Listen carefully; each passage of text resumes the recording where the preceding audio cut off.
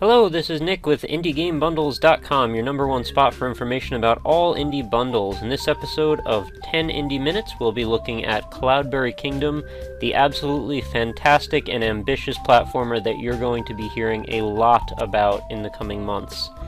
So, we're going to get right into it, and I'm going to show you how you first build your own character. You get a whole bunch of custom bits and pieces that you can buy in the game by picking up little, platformer collectibles like usual, and putting them to use here with a whole bunch of different options. You'll see I have them all pretty much already unlocked, because the beta is awesome like that. And I will mention this game is not yet available, but the developer Pony Studios is working very hard to bring it out as soon as possible, and they're even looking into possibly getting an Xbox Live Arcade release, which I would be absolutely ecstatic with if they could pull that off. So I would urge you guys, help them in any way possible. So we're going to jump right into arcade mode, and we're going to show you Time Crisis first here, which is a time trial mode, basically like a race. And see, the thing is, I haven't even told you yet, the reason this game is so amazing, every damn thing about it is procedurally generated. You're going to come up with a million possible combinations of different hazards and just about everything imaginable that makes platformers fun, and you're going to throw them together in a million different ways, and it's all going to be perfectly playable because these guys put so much effort into building this game that the game actually knows how to not only build the levels, but how to play them itself, and to make sure that every level is possible. And I have to tell you, from first-hand experience, they did a phenomenal job. Not only is the control spot on, but their claim absolutely holds up. Every level is beatable, despite the challenges, and you can even have the game prove it if you don't believe it. There's an AI mode, basically, where you can call for help, and it will show you a path through the level, and you'll see I'll show you that in a bit more detail later. So we're basically collecting these jewels here to get another second on the timer and lasting as long as possible. I did quite a bit of editing on this one, but I actually managed to jump up to, this is level 72 now. And the levels, I think they may go forever, but it lets you start at a maximum of 150. And I believe once you get to that point, any reasonable human shouldn't be able to perform at that, level of gameplay. And you'll see even this level, at level 75, it's already quite difficult, because you're actually dealing with spikes going in and out at various speeds, and then you also have to hop over a, river of blood or lava or whatever that happens to be. And I couldn't hang in there, unfortunately, so I explode at level 75. And that's a very quick look at the completely randomly generated time trial mode that will be different every time you try it. And with that, let's jump into Hero Rush, where I can show you some of the bizarre alternate ways that you can play the game. The game is completely customizable down to the hero, the way the physics work, the way the jumping mechanics work, the way you move through the level. And in this one I can prove it because I have a jetpack, and in this one I have a double jump, and in the next one I shrink to a tiny size, and in the next one I get mounted to a wheel. So you can see these are little bite-sized platformer levels. Oh, and of course the sci-fi shmup shooter ship, which is bizarre, and now I'm a bouncing box. It's really funny, it's got some weird humor to it, the art style is kind of cute. I was a little put off by it at first, but once I found out how spot on the controls felt, like, this isn't a Twitch platformer. This is actually very well mapped out and very methodical. The way the controls work, you don't slide around. You really get a good grip on the environment, and you don't move in any way that's out of your control. So you pretty much feel like every time you die, it's your own fault. And to even a greater degree than in Super Meat Boy, where sometimes the controls will just kind of get out of control. This is a game where that is not an issue, it's just figuring out a path through the levels. So that's Hero Rush mode. Hero Rush 2 is just more of the same, but with some more zany derivatives. And then in Escalation, this is more like the proper campaign mode from what I would guess. The campaign mode itself is not finished since we're still in the beta, but this is, no time trial or anything, you're just proceeding at your own pace. And you're picking up these gems to not only up your score, but to pick yourself up an extra life every 25.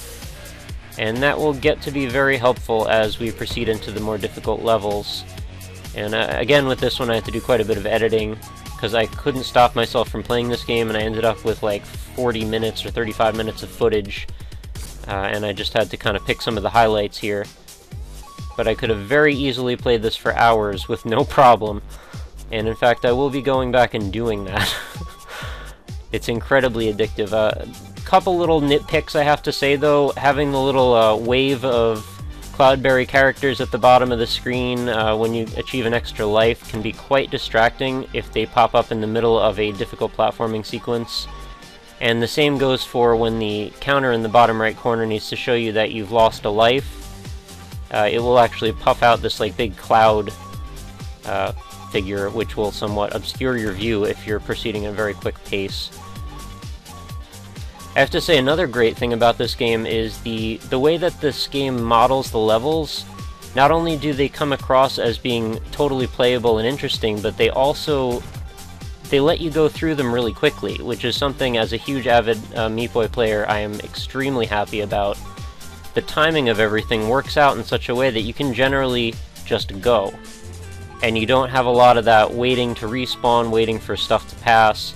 I mean, it happens occasionally, but if you die in a stupid way or you need to restart faster, you just hit both bumpers and you will immediately respawn.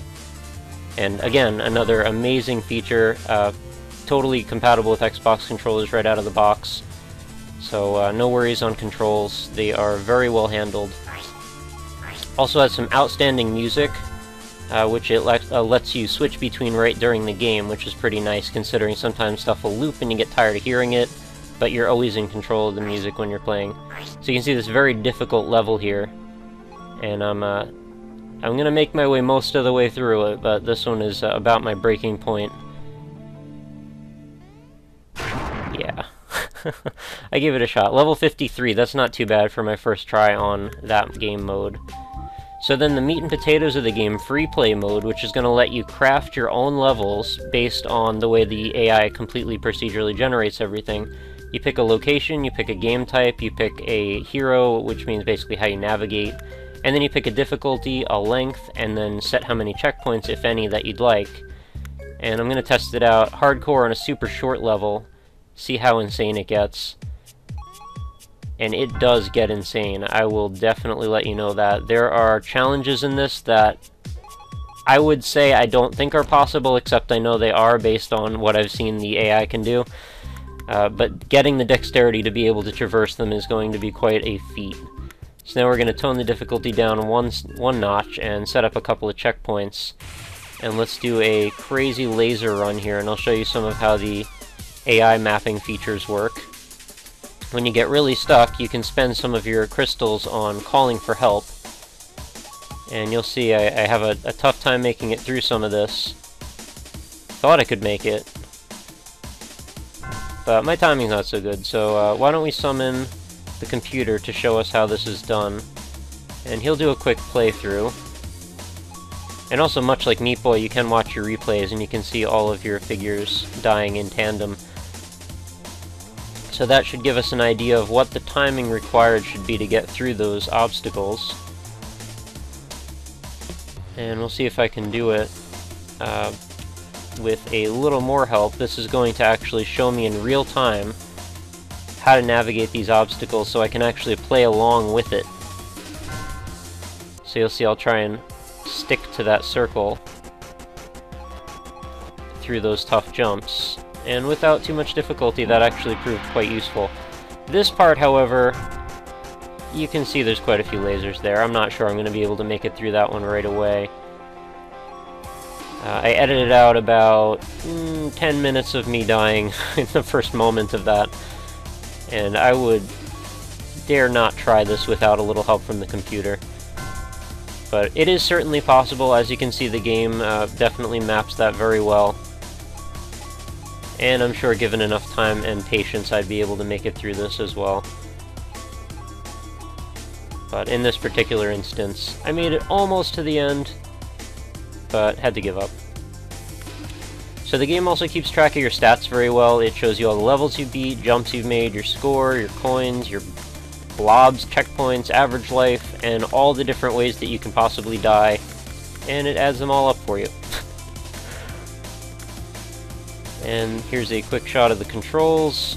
Pretty basic stuff, movement, jumping, nothing special there. And then this is the shop where you would spend your hard-earned coins on unlocking more hats and customization options for you. This is basically not really implemented since this is still the beta and everything is already kind of there for you, but it's nice to know that this stuff is already being thought out. And there's achievements, of course, as well. So this is a great look at CloudBerry Kingdom, and I thank you very much for watching this episode of 10 Indie Minutes, and I hope you will definitely check this game out when it makes it out.